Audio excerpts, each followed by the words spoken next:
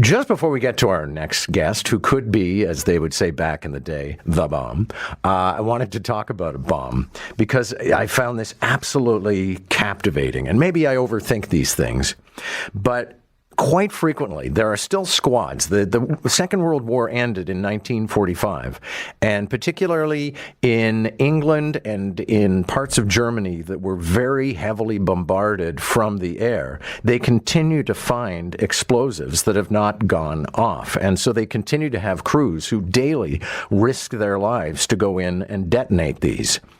An unexploded German bomb that was dropped during the Second World War was discovered last Friday in a residential area of Exeter. And the detonation crews had to move in, evacuate the entire area because it was a 1,000 kilogram piece of ordnance, and then blow it up. And this is what it sounded like.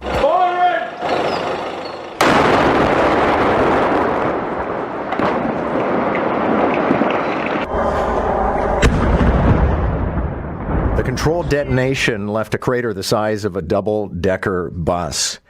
But I find it fascinating to think of, actually, a few people die every year as a result of ordnance left over from the Second World War. So they're actually casualties of a conflict that has been over for more than 75 years. But also think about this for a second. That bomb that was blown up in Exeter was made in a German factory, probably 1941, 1942. And then it was shipped and loaded into a plane, and it was dropped during the Blitz, and it did not go off. And as much as a third of bombs from the air did not go off during the war. And then it just sat there. And then it was blown up in 2021. The argument over the colors that we're going to be in, the restrictions we're going to live under, and the level of lockdown and the damage to business has been extraordinarily vivid. And of course, it has gone on now for a year. The latest development in Toronto is the medical officer of health is suggesting that we go into the most restrictive, and which kind of boggles the mind if you reflect on it for a second. Like, we created the color codes and we created the most restrictive lockdown, and then we went into another one that wasn't even on the graph. That's where we are now. The recommendation is we go to gray, possibly on the 9th of March. My next guest actually believes that the entire province should be in green, that people should be able to live as they please right now. This is an Ontario Conservative MP, David Sweet. David Sweet, good morning. Good morning, John. Thanks for having me on the show. All right. So you would decry any and all restrictions. I mean, Bonnie Crombie, for example, in Mississauga is lobbying for red. You say we should all be in green? Well, listen, two things. First off, thank you very much for the bomb illustration. I think it's probably apt that we go right to what one oncologist said, that what we're looking at after the restrictions are lifted and after hospitals get back from rationed care because of the government regulations around the pandemic, we're going to have a tsunami of cancer. There's going to be a pandemic of cancer afterwards because of the limited amount of screenings that people can get right now and the fact that they can't be detected. So, look, we're not saying lift all the lockdowns with no restrictions. If you go to green, there's still substantial restrictions in there for spacing of tables at restaurants, for hand sanitization, for face masks. And that's what we're saying, that I think that entrepreneurs, you had Dan Kelly on from the CFIB, I think that they've had enough experience. They know how important it is. They know how about contact tracing and getting back to their stores, that they're going to do the right thing and keep their shops safe for their customers and for their staff. Okay, whenever I'm speaking with somebody like yourself, I think we always have to distinguish whether or not you're sort of, an anti-masker libertarian, or you just think that this system is too much. No, what I'm saying is COVID-19 is real. We've seen a huge amount of deaths, and my heart goes out to all those people that have suffered. And as I said in my remarks yesterday, particularly that many people that have passed away during this pandemic passed away alone. It's unthinkable to actually draw your last breath alone. But because of government restrictions, they couldn't have a guest in there, and they couldn't have the proper funeral or memorial. It's serious, COVID-19 is. But also the data is serious, and that is that the vast majority of people that are profoundly affected by it are seniors, are people in home and congregate settings, and they're over the age of 75. So what we're saying is, for people under 65 who have no pre-existing conditions, they should be allowed to live their life with the green restrictions to keep themselves safe and other people safe.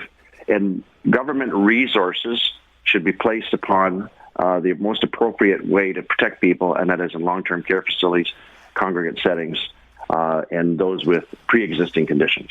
Now, you made an appearance alongside York Centre MPP Roman Baber, who basically you guys are on the same page about the lockdown, but he's been rather severely punished. He was kicked out of the Conservative caucus. Are you expecting consequences yourself in Ottawa? You know, I don't know. They released a statement yesterday that said that they didn't think my comments were helpful. But look, you had a guest on earlier that said that we were all in the first few months, and we were. Everybody was in. Everybody knew this was very severe, and it still is severe. Like I said, for people who are seniors and in LTCs and congregate settings. But as we went on, the government measures began to be incoherent.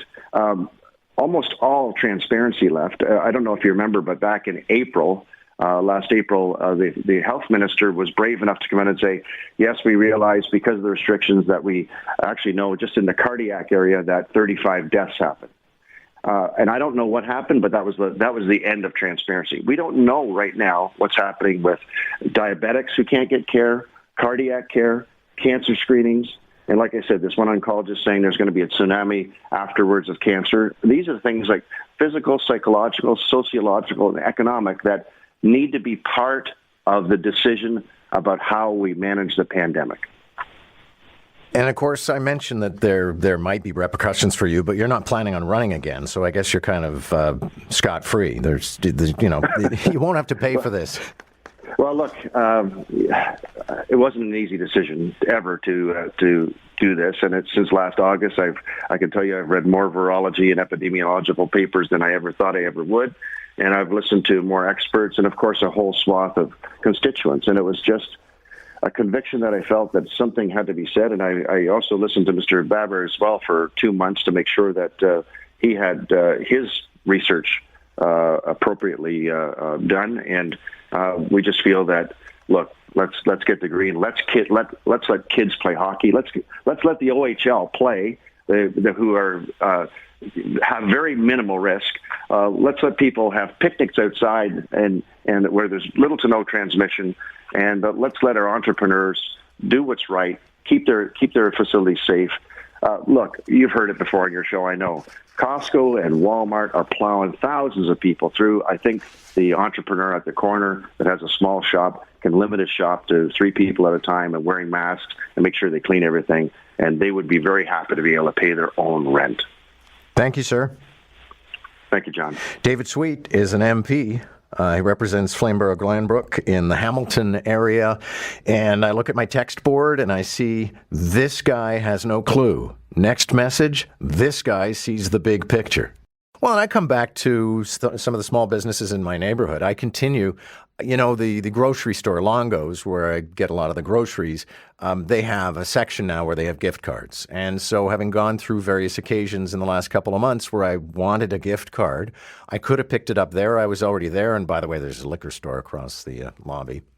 But instead, there's a guy who deals in nothing but gift cards around the corner at a store called Paperboy. And I want to continue to drive his business as best I can.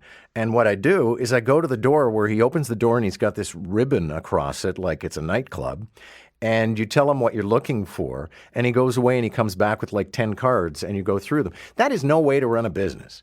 And there is no reason, it's a great way for him to stay in business, but that's no way for a client.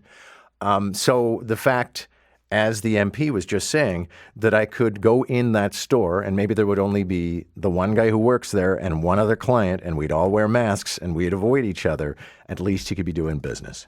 I don't think that makes any of us crazy.